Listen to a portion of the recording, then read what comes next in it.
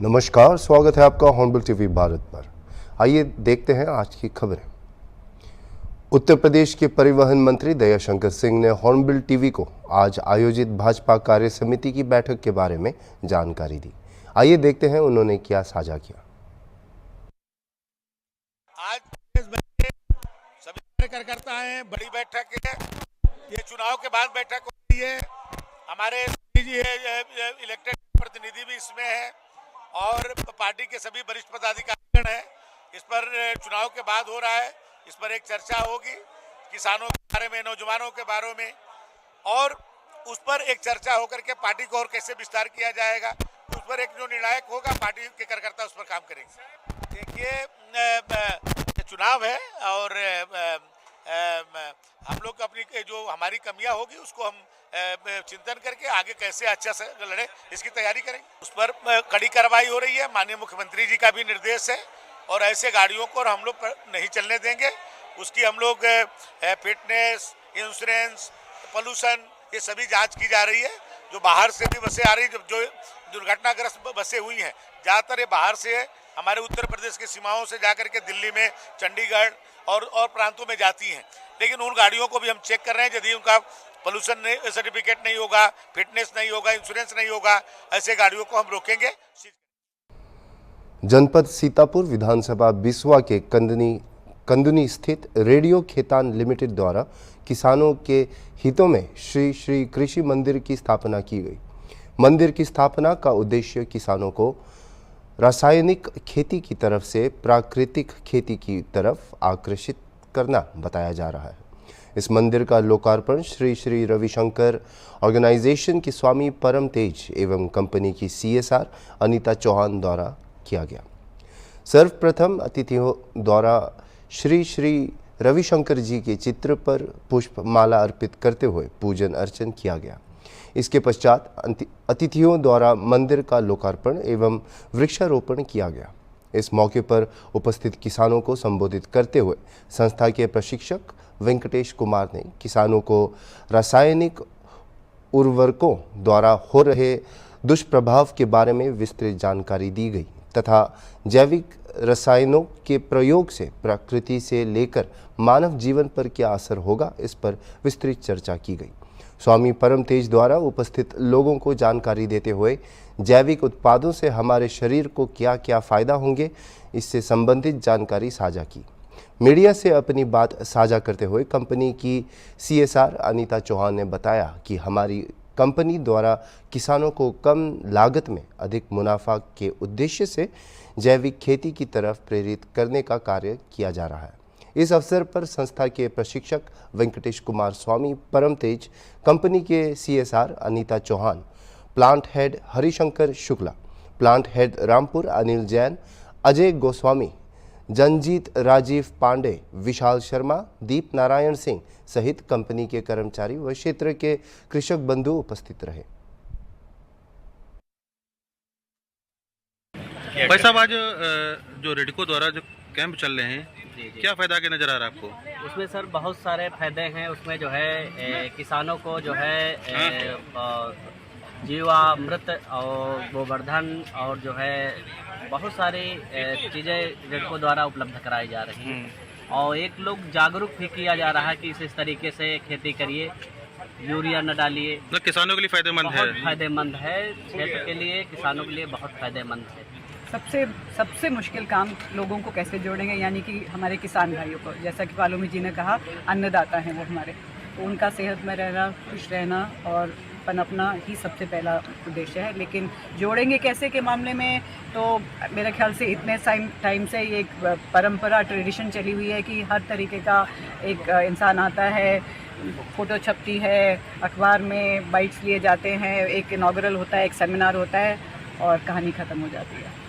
तो उससे हम एक नेक्स्ट स्टेप पे जाना चाह रहे हैं और हमारे किसान भाई जो आज मौजूद हैं, पहली दूसरी बार में आज ये चौथी या पांचवी बार है जो हम उनसे मिले हैं और जो कार्यक्रम चला है, तो पहले 3 बार में हमें लग गया कि ये जुड़ने वाले नहीं हैं, क्योंकि इनको जो उन्होंने देखा है वही समझ रहे हैं कि ये हम लोग भी वही कर रहे हैं कि बाइट्स लिए पेपर्स में छपवाया और आगे बढ़ गए। तो कोशिश सबसे ज़्यादा मैं बोलूँगी वेंकटेश जी हमारे साथ जुड़े हैं इस काम में, और उनका पैशन देख के किसान भाइयों को लग रहा है कि शायद इस बारी वो नहीं होगा जो आज तक होता है। मैडम, क्योंकि आज देख रहे हैं कि आज मानव जाति जो है वो आज के दौर में कितना ज़्यादा वो द्रवित है बीमारी से, फिर और भी मानसिक तनाव से, मैंने पूरा प्रकृति कहिए कि करा रही है, तो ये कोई एक अतिशयोक्ति नहीं होगी। जिसमें जीव जीवाणु हो गए, पशु हो गए, बहुत सारे ऐसे तो जीव जीवाणु हो गए, बहुत सारे ऐसे पक्षी की प्रजाति हैं जो कि विलुप्त प्राय हैं, बिल्कुल होने चले हैं।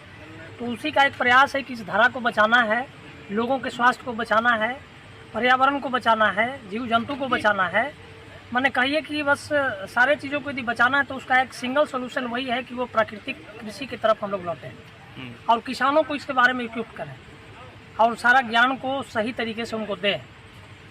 तो उसी का एक प्रयास किया गया है, एक मंदिर का शक्ल देकर के, कि मैं समझता हूँ कि इस धारा पे पहला मंदिर होगा जहाँ इस पूरे सृष्टि को बचाने के लिए जो है ना प्रैक्टिकल वे में जहाँ पर आके कुछ सीख करके अपने कुछ कर सकते हैं वो, ठीक है ना, उससे उनको फ़ायदा होगा। तो ये पहला मंदिर है। इससे लोगों को क्या क्या फ़ायदे होंगे? इससे फ़ायदा तो सबसे पहले तो किसानों को, ये तो बता दिया कि पूरे प्रकृति को फ़ायदा इससे है, क्योंकि ये काम कहें कि हम आपके लिए भी कर रहे हैं तो इसमें कोई गलती नहीं होगी। क्योंकि आपके घर में भी कुछ लोग ऐसे हैं, जैसे पंजाब में देख लीजिए, भटिंडा वगैरह में वो कैंसर का विस्फोट हो चुका है। जैसे आज डायबिटीज का विस्फोट है ना, वैसे ही आपका आगे आने वाले समय में आपका कैंसर का भी विस्फोट होगा। उसका ईपी सेंटर आपको भटिंडा में दिख रहा होगा, जहाँ से कैंसर स्पेशल चलता है। तो चूँकि समस्या सब जगह ना आ जाए, ज़्यादा लेट ना हो जाए, डिले ना हो जाए, इसके लिए है कि एक यहाँ पर एक प्रारूप के रूप में वहाँ तैयार कर दिया जहाँ सब ज्ञान मिले, सारे टाइप का सुविधा मिले।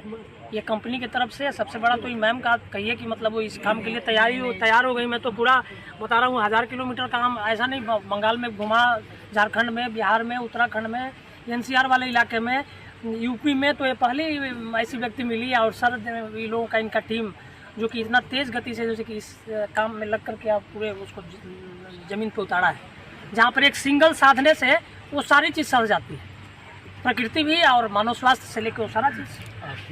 आर्थिक उन्नति भी किसानों की आज क्या है भाई, कहते हैं कि भाई हम किसानों की इनकम को बढ़ाना है, तो खाली चारा लगाने से थोड़ी ना होगा, उसका लागत को कम करा दीजिए।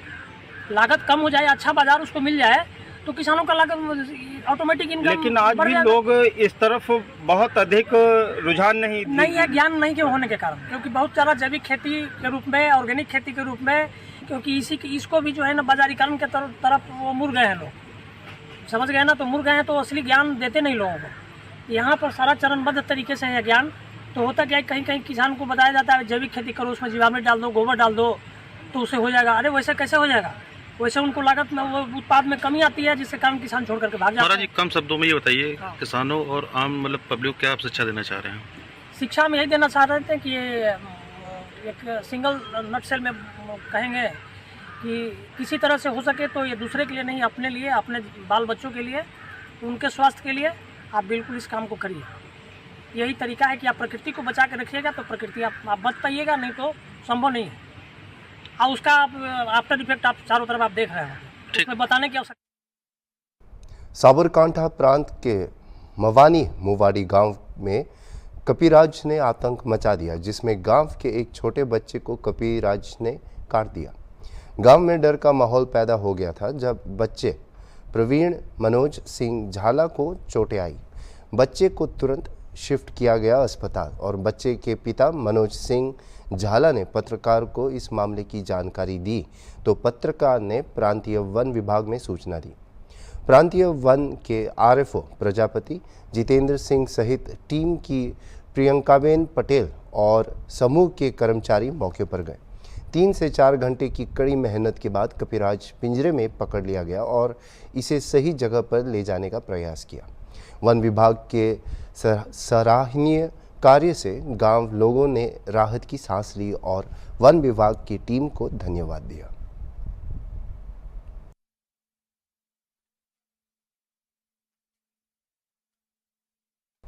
विजयपुर थाना क्षेत्र के गंडक नदी में एक युवक की शव मिलने से सनसनी फैल गई।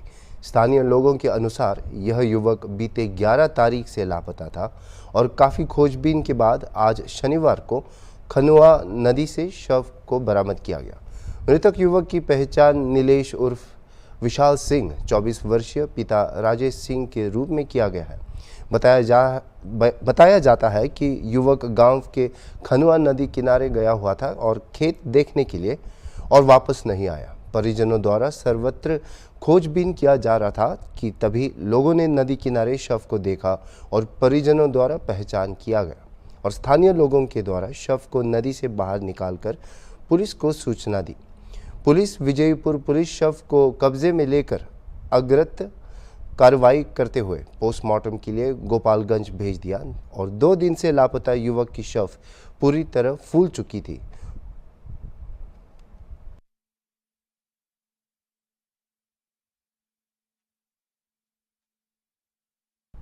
आगामी 17 जुलाई को शांति एवं सद्भाव के साथ मुहर्रम पूर्व मनाने को लेकर 20वीं प्रखंड में ओसी थाना क्षेत्र के निजाम चौक पे सीओ नीलेश कुमार की अध्यक्षता में आयोजित की गई। बैठक को संबोधित करते हुए सीओ नीलेश कुमार ने कहा कि सरकारी नियमों के अनुसार ताजिया निकालने के लिए लाइसेंस लेना आवश्यक है। बिना लाइसेंस के लोग ताजिया नहीं निकाल सकते।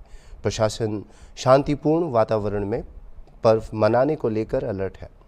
नशापान और ताजिया के जुलूस में भाग लेने वाले लोग किसी भी सूरत में बख्शे नहीं जाएंगे। पकड़े जाने पर कड़ी कार्रवाई की जाएगी। उन्होंने कहा कि डीजे पर पूर्ण रूप से प्रतिबंध रहेगा। ताजिया जुलूस में किसी भी प्रकार के घातक हथियार का प्रयोग नहीं करेंगे। साथ ही ताजिया मिलान के अवसर पर आतिशबाजी पूर्ण रूप से प्रतिबंधित है। बैठक में उपस्थित लोगों ने अतिक्रमित रणभूमि एवं मौजूदा कठिनाइयों के बारे में अधिकारियों को अवगत कराया। मौके पे ओसी थानाध्यक्ष विकास कुमार, अपर थानाध्यक्ष विक्रम कुमार, एसआई नंदलाल पासवान, समाज सेवी कलाम कुरैशी, सरपंच प्रतिनिधि अब्दुस सलाम, मोहम्मद तबरेज़, मोहम्मद इमरान, मोहम्मद हन्नान, मुफीद आलम उर्फ मुन्ना कुरैशी, छोटे कुरैशी सहित कई जनप्रतिनिधि तथा गणमान्य लोग उपस्थित थे।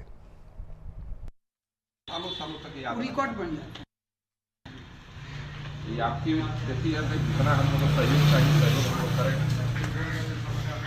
लाइसेंस जो समय के अनुसार से खाली टाइम से निकलते जाएगा तो बहुत बढ़िया। लाइसेंस लाइसेंस वो अप्लाई करवा दीजिए। लाइसेंस जो जैसे अब बुजुर्ग आदमी है 70-80 वर्ष का उम्र हो, उसको एथी चेंज कराए किसी नया आदमी को दीजिए जो सामाजिक आदमी हो, ज़्यादा एथी हो, जो मरता है उसके बाद चेंज होता है। ठीक है तो लेकिन कमेटी का जो सदस्य रहेगा तो सदस्य में तो रहेगा ना। कमेटी सिस्टम है नहीं तो लाइसेंस देना है तो उसमें 10-20 आदमी सदस्य होना चाहिए। 10-20 आदमी सदस्य होना चाहिए। मुजफ्फरपुर जिले गरहा थाना क्षेत्र के हमीदपुर चौक पर शुक्रवार की रात करीब 9 बजे विश्वनाथ ठाकुर के पुत्र राजीव कुमार उर्फ पप्पू ठाकुर को गोली मार दी। आनन फानन में उन्हें बोचहा अस्पताल पहुंचाया गया, जहां से चिकित्सकों ने मेडिकल रेफर कर दिया। बदमाश ने 2 गोली चलाई, जिसमें से एक गोली उनकी बाई जांघ में लगी। बदमाश वारदात को अंजाम देने के बाद अंधेरे का फायदा उठाकर फरार हो गए। सूचना पर पहुंचे थानाध्यक्ष आशीष कुमार ठाकुर ने बताया कि पिछले माह पप्पू ठाकुर के पुत्री के साथ गोविंद द्वारा छेड़खानी किए जाने का आवेदन दिया था। इसी रंजिश में उन्हें गोली मारी गई है और गोविंद की गिरफ्तारी के लिए पुलिस छापेमारी कर रही है। पिछले वर्ष भी अहियापुर चौक पर खुलेआम पिस्तौल लहराने की सूचना मिलने पर थानेदार ने उसे पकड़कर जेल भेजा था।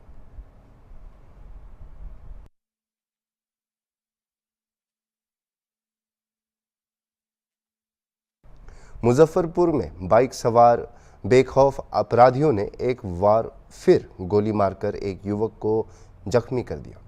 गोलीबारी की घटना के बाद इलाके में हड़कंप मच गई और वहीं सूचना मिलते ही पुलिस मौके पर पहुंचकर मामले की जांच में जुट गई।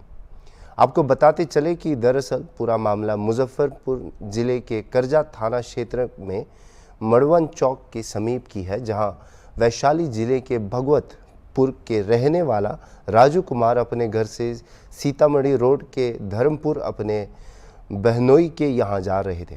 तभी करजा थाना क्षेत्र के मड़वन चौक के समीप बाइक सवार अपराधियों ने राजू कुमार को रुकने का इशारा किया, लेकिन राजू ने अपराधियों के मंसूबों को भांप लिया और वहां से अपने बाइक को तेज गति से लेकर भागने लगा। इसी बीच लूट में अपने को असफल होते देख अपराधियों ने राजू कुमार पर गोली चलाई, जिसमें एक गोली राजू के पैर में जा लगी। इसके बावजूद वह हार नहीं माना और अपना बाइक लेकर जख्मी हालत में ही वहां से निकल गया। फिर आगे आकर राजू कुमार ने अपने परिजन को पूरे घटनाक्रम से अवगत कराया, जिसके बाद परिजन वहां पहुंचकर घायल राजू कुमार को इलाज के लिए मुजफ्फरपुर के एक निजी अस्पताल में भर्ती कराया है, जहां उसका इलाज अभी चल रहा है। वहीं पूरे मामले को लेकर फोन पर बातचीत के दौरान करजा थाना प्रभारी ने बताया कि मामले की सूचना प्राप्त होते ही मौके पर पहुंच मामले की जांच की जा रही है। कैसे सूचना आप लोग को मिला से गोली लगा हुआ है? मैं तो समस्तीपुर में था जैसे गाड़ी लेकर और इसको गोली लगा और मैं ताजपुर में जब आया नॉन फिट उसके तो ताजपुर में मालूम हुआ कि जो लड़का को गोली लग गया राजू का। फिर हम वहाँ से गाड़ी अपना किसी प्रकार से लेके आए यहाँ पर जो भगवानपुर में। फिर इसको जो है वहाँ का समाज जो है जहाँ पर बराती लग रहा था पूरा, वहाँ पर के आदमी लोग इसको जो है CNG गाड़ी में करके भेजा यहाँ। फिर हम भगवानपुर से कट किया, हम अपना लोड गाड़ी वहाँ खड़ा किए और उसको CNG में लोड गए यहाँ। कुछ किसी पर शक हो गया? तब तो कुछ दुश्मनी कोई नहीं सर, दुश्मनी तो मतलब वहाँ पर दुश्मनी गाँव से कोई पहले से कुछ आता विवाद में हुआ था? विवाद तो पहले हुआ है। क्या नाम हुआ आपका? शंकर है। कौन हो गया? हम पिताजी हूँ। कैसे क्या हुआ था? जैसे हमको कुछ इमरजेंसी था ना, तो हम घर से निकले, अपना बैग ले लिए थे, हेलमेट ले लिए थे, बाइक लिए। तो उसके बाद निकले तो सरैया पंप पर हमको तेल नहीं मिला। हमारा घर हुआ वैशाली भागवतपुर में। सरैया पंप पर तेल नहीं था तो हम आगे आए पोखरारा में, जो विधायक जी का पेट्रोल पंप है वहाँ पे तेल हमको मिला। तो वहाँ पे हम 310 रुपये का तेल लिए और बोले कि हमको बिल निकाल के दीजिए। तो बोला कि वेट कीजिए, हम कहीं जल्दी कीजिए ना। तो समझ लिया, मतलब वहाँ से समझा कि हड़बड़ी में है। उसके बाद हम बिल नहीं लिए, चल दिए।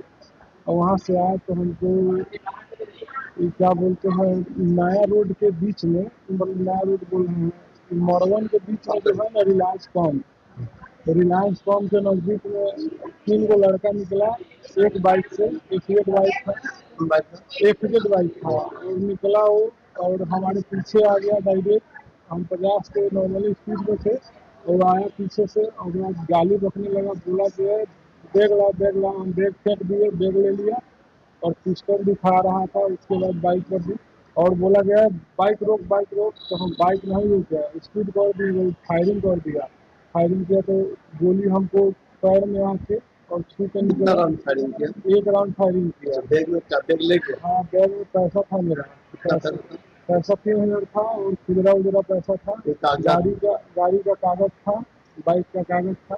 कोई किसी पर शक नहीं है? कोई जमीनी विवाद नहीं सर, कुछ शक वगैरह नहीं है। कितने बड़ी घटना कल रात को? ये 10 बजे करीब में हुआ है। भागवतपुर से कहाँ जा रहे थे? भागवतपुर से हम यहाँ आ रहे थे, क्या बोलते हैं, जीजा जी के गोदाम पर आए हैं तो बैरिया में हमें परम सब हुआ है मेरे साथ।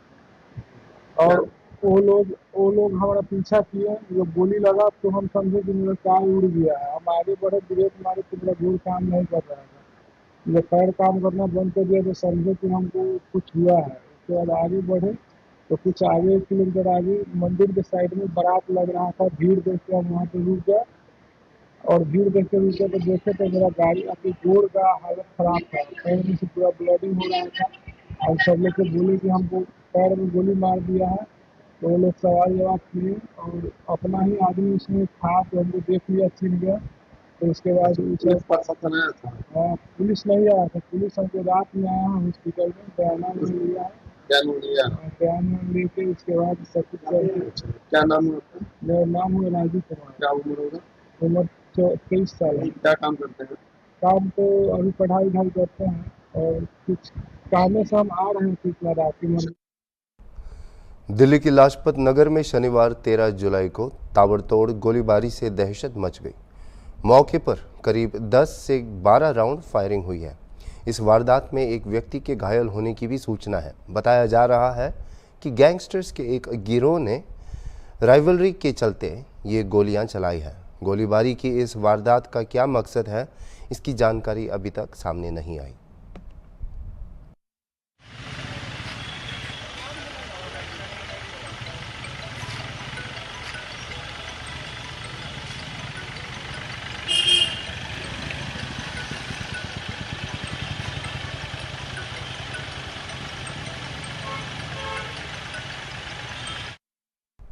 अभी के लिए इतना ही और खबरों के लिए आप देखते रहिए हॉर्नबिल टीवी।